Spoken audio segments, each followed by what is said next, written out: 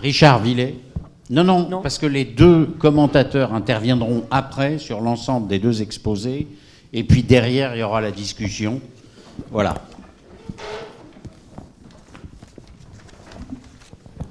Voilà, merci. Si, peut-être là, voilà, ou la prochaine. Ça s'appelle accréditation.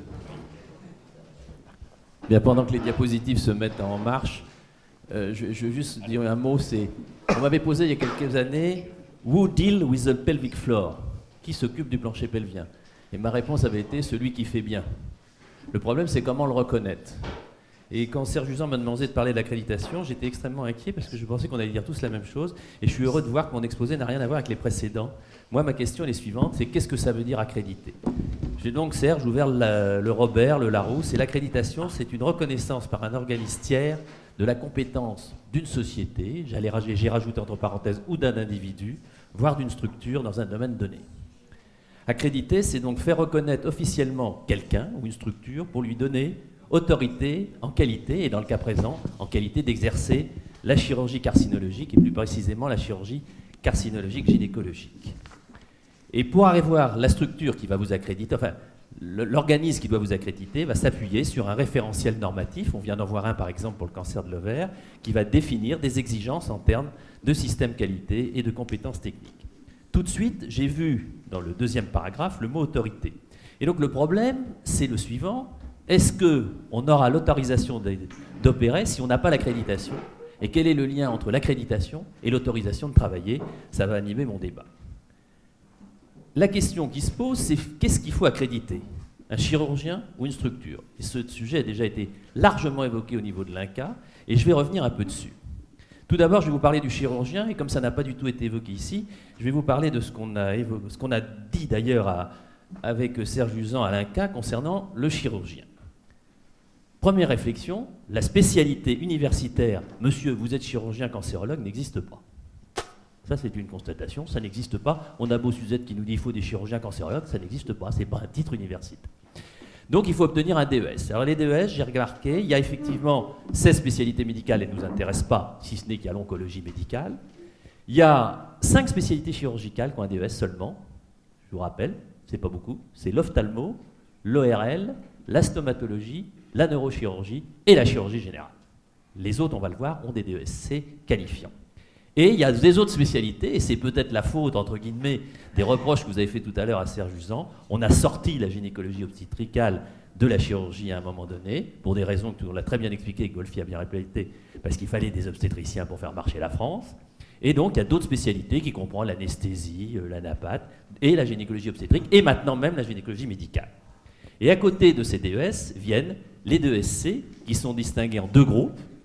Les DESC du groupe 1 qui ne sont pas qualifiants, qui sont des DESC assez simples pour la dictologie, l'allergologie, que peut passer quelqu'un qui a un DES, et des DESC différents du groupe 2, qui sont les DESC qualifiants, qui eux prennent en fait toutes les chirurgies. Chirurgie digestive, chirurgie vasculaire, chirurgie plastique, chirurgie viscérale et digestive, auxquelles s'adjoint la gériatrie et la réanimation. Donc en synthèse, DESC du groupe 1 sont non qualifiants, mais il y en a un qui est très important, c'est le DESC 19. Le DESC 19, c'est le DESC que peut passer donc n'importe quel titulaire de DES, voire de DESC qualifiant, qui va combiner avec son DES lors de la formation et qui va lui faire faire de l'oncologie. Et dans ces DESC non qualifiants, je répète, l'oncologie, il y a des tendances à le faire. On peut l'orienter dans les stages qu'on choisit, plutôt chirurgical, plutôt radiothérapeute.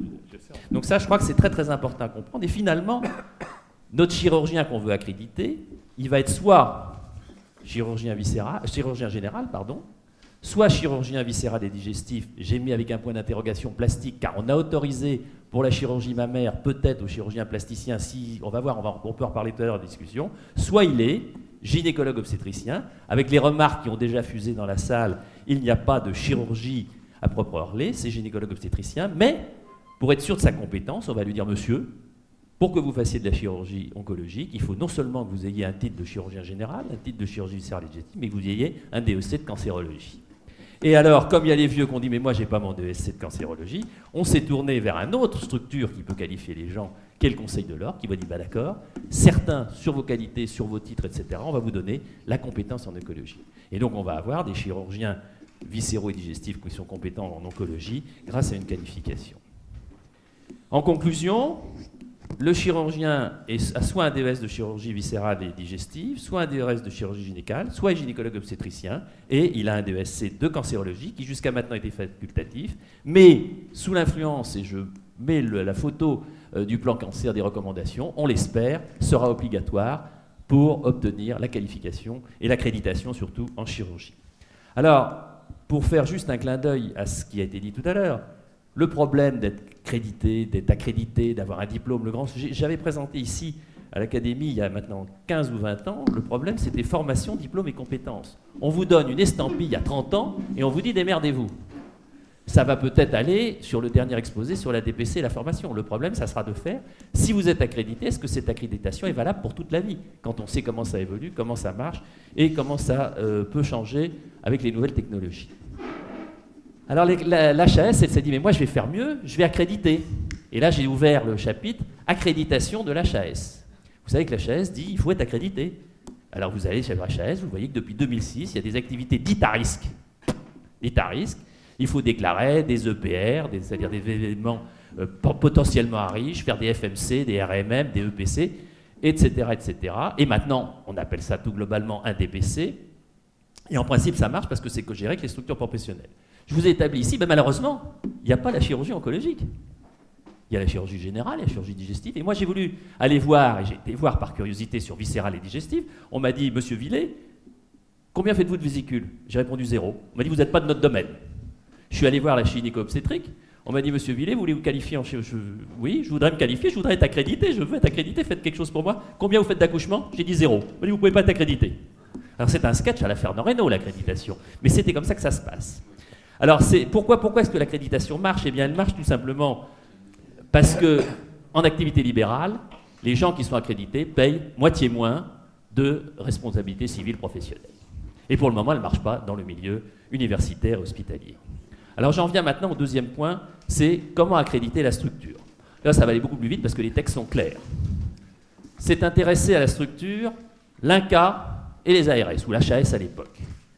Et il y a des autorisations spécifiques qui existent, vous trouverez les textes facilement depuis 2009. Il y a un cadre juridique mars 2007, conditions d'implantation, conditions techniques de fonctionnement.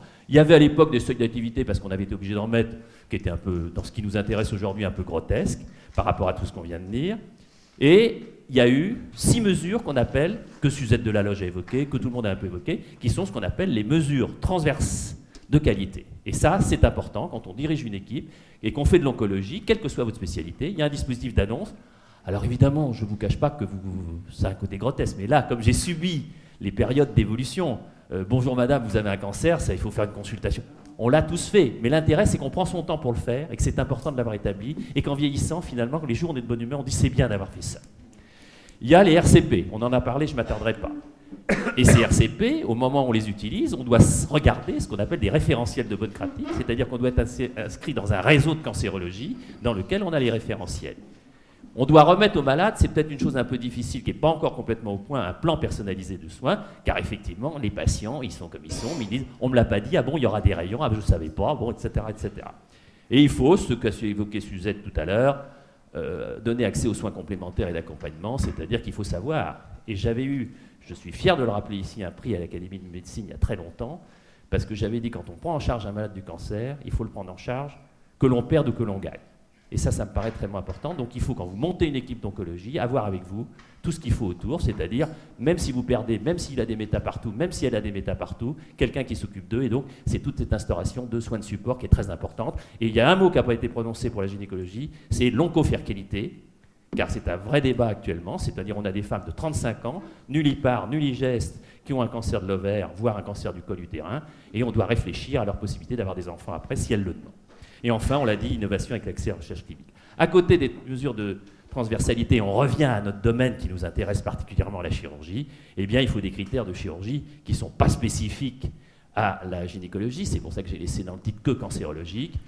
Qualification des chirurgiens et justification des activités régulières. Moi, je ne me mêle pas des conflits de savoir qui fait quoi, etc. Il faut quelqu'un de compétent. Et la seule chose que je rajouterai à ça, c'est qu'il n'y a jamais eu de contrôle péropératoire de l'activité chirurgicale. Et ça, c'est difficile. C'est-à-dire, est-ce qu'on doit passer des épreuves péropératoires? Je crois que les simulateurs vont résoudre le problème. Et je suis content qu'on ait insisté là-dessus, surtout avec les chirurgies maintenant robotisées, où vraiment on peut faire tout. Présentation physique du dossier en RCP. Et nous avons insisté avec notre doyen pour dire il faut que le chirurgien soit en RCP. Ce n'est pas d'envoyer le dossier pendant qu'il est en salle d'op. Tiens, tu iras présenter mon dossier en RCP. Les contenus minimums, on en a parlé. Les examens extemporanés, on en a dit un mot aussi. Tumorotech, ça, c'est des choses plus faciles, je vais aller plus vite. Et puis avoir dans son équipe des démarches qualité, c'est-à-dire, c'est très fastidieux, c'est un côté culpabilisant, c'est peut-être parfois trop sur l'aéronautique, mais les RMM, quand on progresse et quand on vieillit, finalement, c'est pas si mal. Et il faut avoir une auto-évaluation des pratiques, c'est-à-dire qu'est-ce qu'on fait dans une équipe, qui fait quoi, qui fait qui fait comment. Et il y a des critères, et ça je ne m'attarde pas puisqu'on les a déjà développés, il y a des critères spécifiques pour la carcinologie mammaire et pour la carcinologie gynécologique.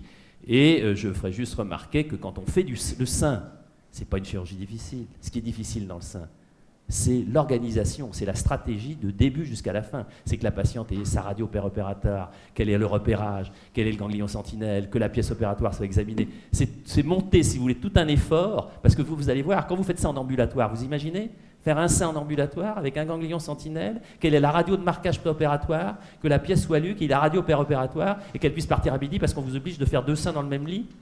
Je vous dirais vraiment d'y réfléchir. Mais enfin, voilà ce qu'on nous demande et c'est important. Alors, en conclusion, finalement, je m'en fiche un peu, moi. Il faut accréditer le chirurgien, il faut accréditer la structure, mais il ne faut pas être un imbécile.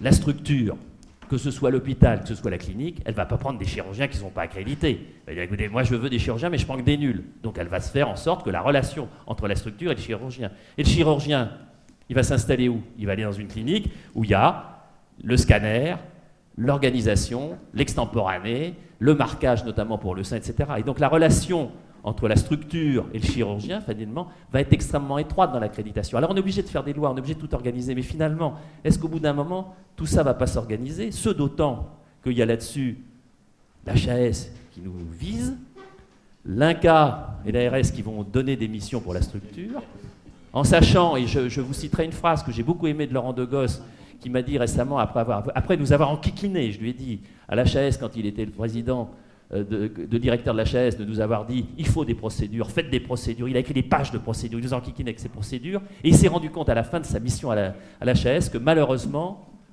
les procédures ne suffisaient pas, qu'il y avait toujours autant, il n'y avait pas toujours autant, mais il y avait toujours des incidents, il y avait toujours des morts. Et il a fait un topo remarquable, je vous encourage à le lire, l'éloge de l'erreur. Et donc je ne dirai aucun commentaire, mais ça veut dire que malheureusement on ne peut pas tout organiser, tout procéder. Et le dernier point que je voudrais faire remarquer, parce que c'est un point pour moi qui est important et qui touche notre présidence et c'est l'argent.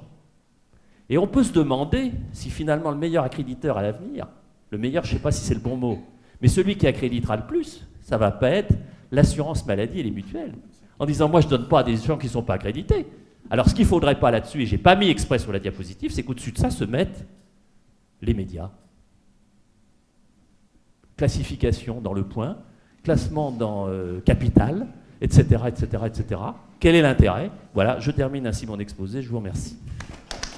Alors, on va demander un commentaire à Denis Kerleux. Juste un mot pour dire que les gens qui n'ont pas pu passer leur DESC de cancérologie en temps et en heure ont aujourd'hui une procédure universitaire qui s'appelle la VAE. C'est notre université qui l'organise. On en a eu 70 cette année. Donc on peut très bien dire j'ai la preuve que je suis un chirurgien cancérologue, je veux un DESC, et beaucoup de gens l'ont fait, et c'est une façon de rétablir ça. D'autre part, les DESC vont probablement disparaître. La plupart. Il ne va y avoir que des DES. Il y aura un DES d'urologie, un DES de chirurgie vasculaire, et ainsi de suite. Donc il va rester quelques DESC, parce que ça c'est sur la table du ministre à la signature, là, quelques DESC, certains transversaux. Je fais partie de ceux qui se battent pour qu'on maintienne le DESC d'oncologie, de cancéro, avec des options. C'est ça qui est intéressant. C'est qu'un chirurgien n'est plus obligé d'aller passer un semestre en radiothérapie ou en truc. Donc, mais par contre, il aura vraiment une culture de cancérologie, soit par le DESC pendant ses études, soit par la VAE en prouvant qu'il l'a fait. Denis, ton avis, ton commentaire, tu es un expert international dans ce domaine. Même les gens nous le disent. Richard va rire. Donc merci de me donner cette parole. Alors je vais préparer des diapositives que je ne vais pas utiliser.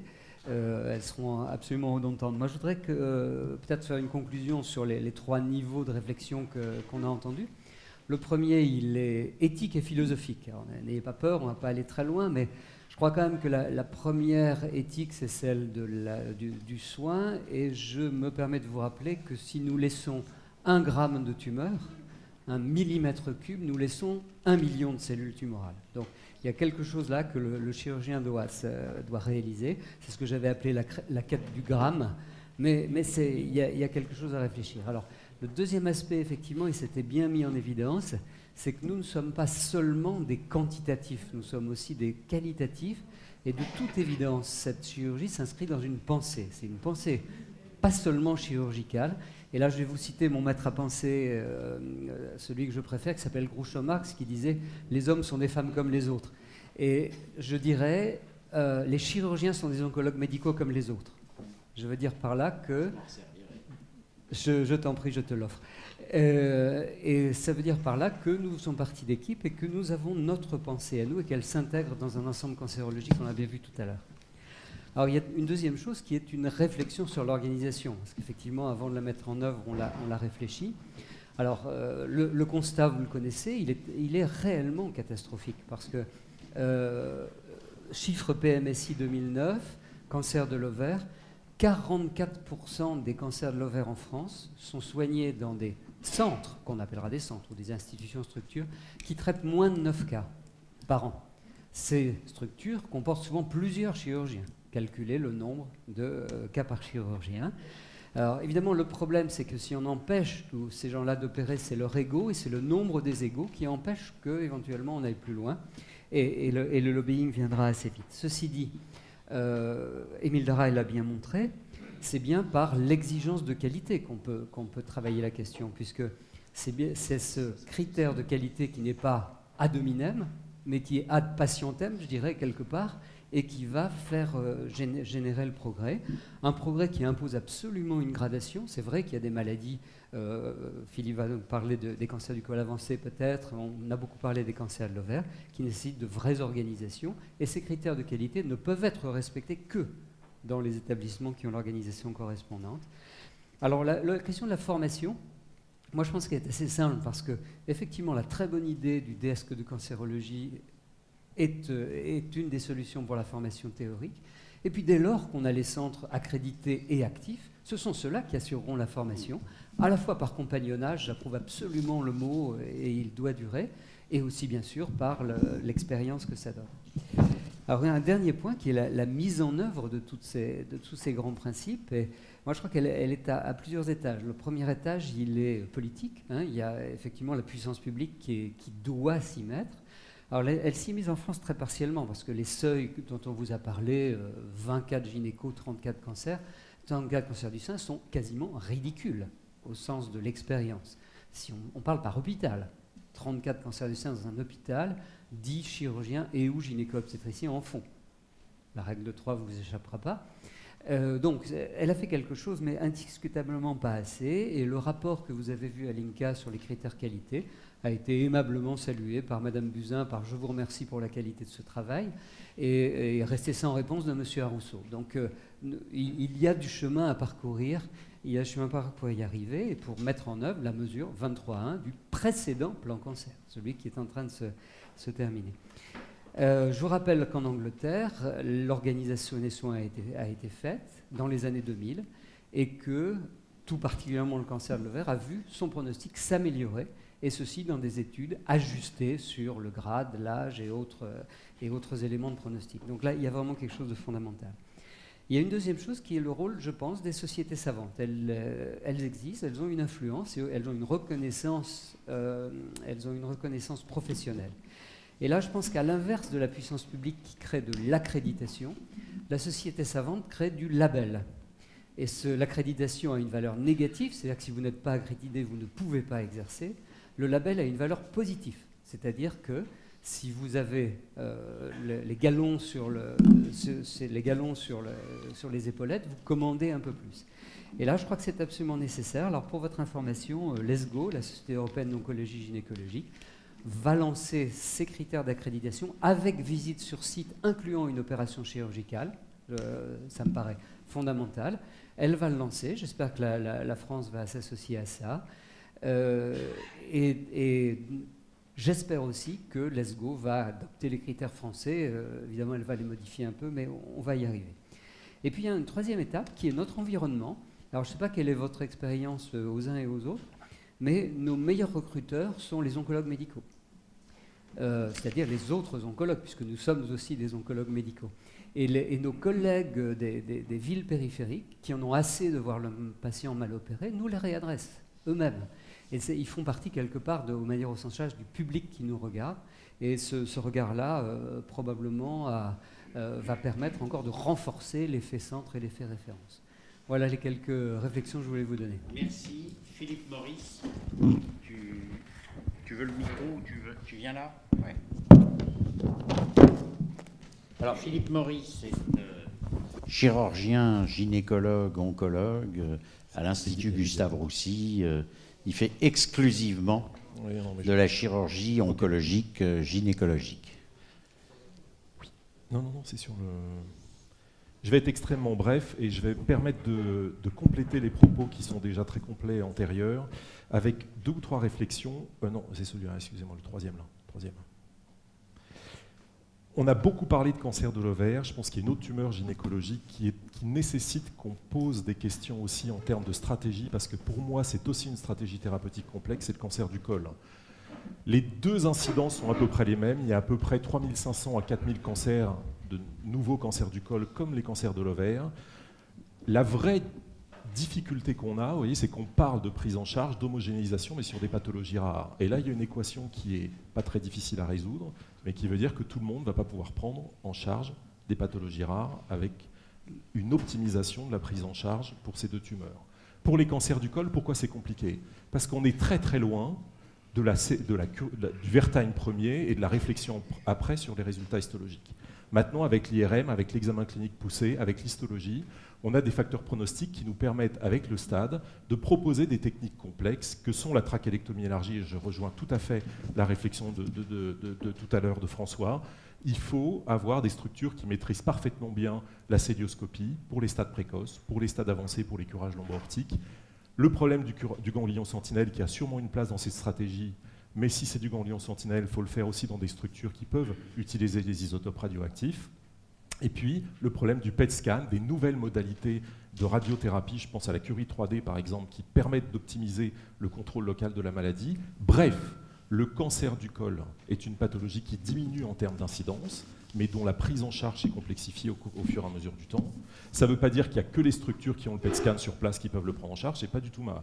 Mais il y a une réflexion qui pour moi est tout à fait parallèle entre les 2 pathologies en termes de réflexion globale. Cancer de l'ovaire, je vais être extrêmement bref, juste pour vous dire que, à mon avis, il y a 2, et ça a été parfaitement souligné, il y a 2 niveaux de réflexion. Il y a le niveau technique, et le niveau technique, c'est l'acquisition indispensable des gestus mésocoliques pour les opérateurs qui opèrent ces patientes. Et puis, il y a aussi le niveau de la bonne indication. C'est bien sûr la RCP, mais c'est aussi la connaissance, et on l'a évoqué tout à l'heure, de l'histoire naturelle de la maladie, de l'anatomopathologie. C'est plus un cancer de l'ovaire, c'est beaucoup d'entités différentes. Je n'ai même pas évoqué tout à l'heure le problème des tumeurs non épithéliales, mais on voit des chirurgiens généraux faire des chirurgies radicales chez des femmes de 25 ans qui ont des tératomes immatures, encore en 2013. Donc ça veut dire qu'il n'y a pas que la technicité qui joue, il y a la connaissance de l'histoire naturelle de la pathologie qui est extrêmement fondamentale. Et il y a le plateau technique. Le chirurgien seul n'est pas la seule clé. Le plateau technique, c'est bien sûr la RCP, mais c'est aussi l'équipe d'anesthésiologie qui est absolument fondamentale sur ces chirurgies qui durent 8 à 10 heures. Une courbe, juste pour illustrer, ce n'est pas la spécialité qui compte à mon avis, mais c'est celui qui connaît la pathologie qui la traite le mieux. Je pense effectivement, comme tous les autres orateurs, que c'est plutôt le gynécologue-oncologue qui est le mieux placé pour traiter au jour d'aujourd'hui. Encore faut-il que le gynécologue-oncologue maîtrise les gestes techniques des résections diaphragmatiques, péritonéales larges, les splénectomies et les résections digestives Un schéma que j'ai beaucoup aimé, qui avait été présenté par Jacques Doplac, je pense que tout le monde connaît dans la salle, et qui avait été fait aussi par Guillaume Le Boisdec lors d'une précédente SFOG, c'est vous présenter le problème de l'interaction actuelle, qui prend en charge quoi et qui fait quoi. Et je pense quand même que le chirurgien d'organes, mais le chirurgien d'organes oncologue, est le mieux placé parce qu'il est à l'intersection des différents gestes techniques nécessaires, et qu'un chirurgien qui fait que de la chirurgie colorectale, et quand je dis ça, c'est pas du tout réducteur, c'est d'excellents chirurgiens, ne sait pas forcément faire une résection de type Hudson extra-péritonéale avec la résection monobloc du rectum, de l'utérus et du cul-de-sac de Douglas. C'est donc une intégration complète des différents gestes techniques qui nécessitent une compétence polyvalente, y compris certains gestes urologiques comme les réimplantations urétérovésicales, les briquaires, voire les urostomies continentes de type Miami. Une publication extrêmement récente qui m'a beaucoup parlé, ça remonte à quelques mois.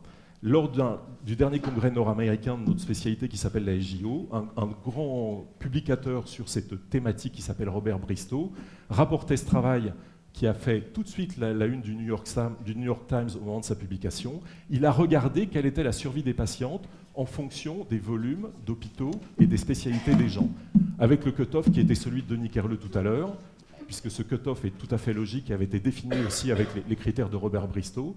Et il y a un impact non seulement en termes de survie en fonction du volume et de la structure, mais aussi de l'opérateur. Mais l'autre chose qui a été très commentée dans le New York Times, c'est que dans cette publication uniquement dédiée à l'étude de l'adéquation des structures nord-américaines avec les recommandations de prise en charge pour la pathologie, seuls 37% des cancers de l'ovaire aux États-Unis étaient pris en charge dans les structures répondant aux critères qui avaient été définis pour les sociétés savantes. Et donc tout de suite, on a dit aux États-Unis dans le New York Times qu'il y avait une adéquation extrêmement mauvaise entre les équipes qui prenaient en charge et la fréquence de la pathologie, la rareté de la pathologie faisait qu'on devait être au-delà de 37%. Ce qui veut dire que le problème de l'accréditation, à mon avis, il se pose de différentes manières. C'est évident qu'il faut avoir une réflexion sur une certaine forme de centralisation, même si le critère numérique seul n'est pas le seul critère. Mais il y a aussi, et excusez-moi juste de mettre en exergue ce point-là, le problème du coût. Et les études qui, à l'IGR, avaient été faites par Dominique Elias, par exemple, des études de coût sur le surcoût en termes de GHM correspondant du remboursement des chips. Chaque structure, pour une chip, perd 15 000 €. Pour un débulking d'ovaire, on avait fait la même étude, 10 000 € de perte par rapport au remboursement du GHM correspondant. C'est-à-dire que s'il y a une étape de la centralisation qui se fait, l'étape du coût derrière induit, si vous faites 100 cancers de l'ovaire par an, vous perdez 1 million € en termes de budget, puisque vous n'êtes pas GHM correspondant. Donc s'il y a une réflexion sur la centralisation qui se fait, elle ne peut être qu'en adéquation avec une meilleure optimisation du remboursement, sinon les structures vont aller dans le mur. Et puis de même, on ne peut pas faire 100 cancers de l'ovaire par an à 2 voire 3 chirurgiens seniors. C'est des malades, malheureusement, 15% vont nécessiter une reprise chirurgicale. Il faut avoir au moins 2 voire 3 chirurgiens seniors, et qui va les payer quand les structures n'en ont que 2. Bref, je ne voulais pas du tout aborder l'histoire du coût, mais c'est quand même quelque chose qui est extrêmement important. C'est très vertueux de vouloir centraliser, mais il va falloir qu'en termes d'optimisation financière, ça suive. Bref, je terminerai par cette diapositive. Je pense que c'est comme un trèfle à 3 feuilles. Vous me permettrez de prendre cette petite image. Je pense que la première chose, c'est les hommes. Et quand je prends les hommes, vous comprenez bien que c'est les hommes et les femmes. C'est pas le sexe, c'est le genre, c'est le chirurgien. La formation technique, elle est absolument indispensable. Elle doit être gynécologique et elle doit être viscérale, et je pense que de venir et de rester dans l'ère gynécologique, ce qui est mon cas, sensibilise aussi au problème de la fertilité, sensibilise à des questions qui ne sont pas forcément des questions de chirurgiens généraux viscéraux. Donc c'est vraiment main dans la main entre les deux spécialités, mais on ne peut pas faire de la chirurgie oncologique sans avoir l'acquisition des techniques de base, je dirais, que sont les chirurgies des coupoles diaphragmatiques et les résections digestives. La deuxième feuille de ce trèfle à 3 feuilles, c'est la formation théorique. Et la formation théorique, c'est la RCP, c'est le DESC de cancérologie, et c'est l'inculturation d'une vraie RCP. Je vais vous donner un exemple. On peut dire qu'on fait une RCP parce que ça répond à la loi, mais quelle est l'adéquation qui a été mesurée au jour d'aujourd'hui entre les conclusions de la RCP et l'adéquation des conclusions de la RCP avec les recommandations des sociétés savantes? On voit des patientes, mais je pense que c'est pour tous mes collègues la même chose, qui ont par exemple du bevacizumab en néoadjuvant alors que les patients doivent être opérés dans les cancers de l'ovaire. Ça a été validé par des RCP, ça ne répond à aucune logique scientifique au jour d'aujourd'hui en dehors d'essais thérapeutiques. Donc la RCP c'est bien, mais l'inculturation d'une vraie RCP labellisée et vérifiée par les critères des sociétés savantes, c'est très important. Et le troisième triptyque de ce trèfle à 3 feuilles, c'est structurel et fonctionnel. La centralisation, mais c'est plus le chirurgien qui doit penser tout seul. Il doit penser avec les collègues de la RCP, mais aussi, et dans les cancers de l'ovaire en particulier, la valence anesthésiologique est absolument fondamentale, et radiologie interventionnelle. C'est donc plus le chirurgien qui est important lui tout seul, mais c'est vraiment le plateau technique global. Et vous me permettrez de finir par une toute petite image que j'ai voulu additionner à ce triptyque. C'est un symbole. Le symbole, c'est le bleuet. Le bleuet, je ne l'ai pas pris parce que c'est le symbole des poilus de la Première Guerre mondiale, mais je l'ai pris aussi parce que le bleuet, c'est le symbole, dans les symboles fleuraux, de l'humilité. Et je pense que dans cette chirurgie, c'est quand même une chirurgie qui est hautement la chirurgie de l'humilité. On passe de temps en temps 10 heures à faire des résections péritonéales larges, et les patientes sont 3 mois après en carcinose péritonéale. Je pense que l'acquisition de l'humilité dans l'oncologie et la chirurgie oncologique, elle a 2 vertus. D'une part, il faut évaluer ses résultats. Et c'est ce qu'a dit Denis Kerleux, c'est ce qu'ont dit tous mes collègues. Et évaluer ses résultats, ça veut dire que 5 ans après, on peut de temps en temps dire l'inverse de ce qu'on a dit 5 ans avant, parce que les résultats des analyses qu'on lit dans la littérature ou qu'on fait montrent qu'on a pu se tromper. Et l'humilité aussi, c'est accepter ces complications, parce que je pense qu'accepter ces complications qui sont de toute façon observées dans ces chirurgies radicales, c'est mieux confronter la gestion de ces complications. Et il y a un papier du JCO qui date de novembre 2012 qui est très très important et qui montre que finalement la différence entre les structures expertes et les structures moins expertes dans les chirurgies du cancer, c'est pas forcément le taux global des complications, mais c'est la meilleure gestion des complications dans les structures habituées à prendre en charge le plus de patientes. Je vous remercie de votre attention. Écoutez, ces deux commentateurs ont apporté beaucoup de réponses. Je ne voudrais pas être impoli à l'égard de Olivier Goéo-Brissonnière. On te donne la parole tout de suite et je te prie encore de m'excuser pour ce retard. Pour ne rien vous cacher, j'étais calé tranquillement sur 17h30. Donc je dis à François Richard, c'est bon, on va être à l'heure. Et il m'a expliqué que je me plantais d'heure. Bon. Tu vas même être en avance.